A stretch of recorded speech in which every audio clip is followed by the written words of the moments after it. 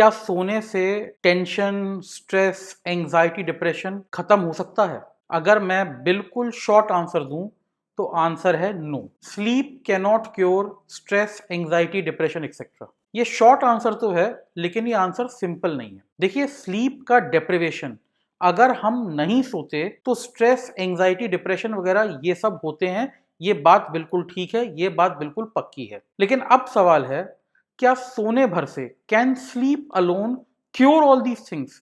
क्या केवल सोने भर से स्ट्रेस, एंजाइटी, डिप्रेशन खत्म हो जाता है?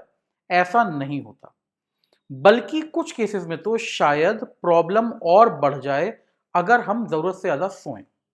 आपने देखा होगा कि जैसे पोलर बेयर्स होते हैं, वो हाइबरनेशन करते हैं। जब मौसम बाहर बहुत खराब होता है तो वो लंबी नींद में सो जाते हैं, और जब मौसम ठीक होता है तो वो उठ जाते हैं, या जब तक वो उठते हैं तब तक मौसम ठीक हो जाता है तो उनकी प्रॉब्लम्स सॉल्व हो जाती हैं। कई बार हम लोग जो है ना, ह्यूमन बीइंग्स, हम लोग स्लीप को भी ऐसे ही हाइबरनेशन के तौर पे यूज करने की सोचते हैं, लेकिन ये सिर्फ रियलिटी अवॉइडेंस मैकेनिज्म है। हमें लगता है अगर रियलिटी अनप्लेजेंट है, हम अगर सो जाएंगे, जब तक हम सो के उठेंगे तब तक चीजें अपने आप ठीक हो जाएंगी, जो कि नहीं होता। क्योंकि जो इकलौता जना उन चीजों को ठीक कर सकता है, वो तो चादर तान के सो गया है।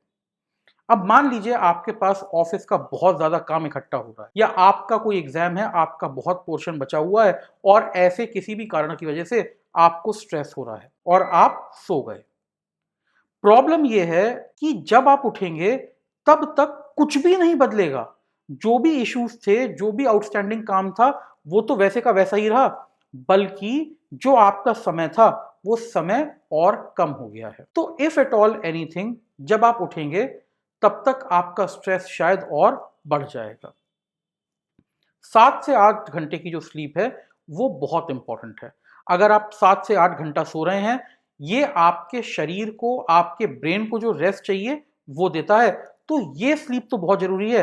अगर इससे कम होगा तो अपने आप कम सोने की वजह से स्ट्रेस हो जाएगा, लेकिन इससे ज्यादा सोना प्रॉब्लमैटिक है। क्यों प्रॉब्लमैटिक है?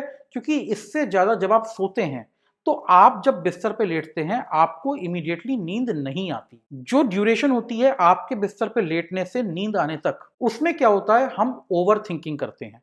हम बिस्तर पे पड़े हुए हैं, हमारे मन में और नेगेटिव थॉट्स आ रहे हैं, क्या क्या और खराब हो सकता है, हम ये सब सोचते हैं, क्या क्या हाइपोथेटिकल प्रॉब्लम्स आ सकती हैं, हम डूम्सडे सिनेरियो बनाते हैं, और हम और भी ज्यादा डर जाते हैं। तो ये जो तरीका है कि केवल जैसे ही प्रॉब्लम आए आप चादर पकड़ के सो जाएं, इस काम से बचिए। ये काम बिल्कुल भी प्रोडक्टिव नहीं है। ये किसी भी तरह से आपकी मेंटल हेल्थ के लिए अच्छा नहीं है।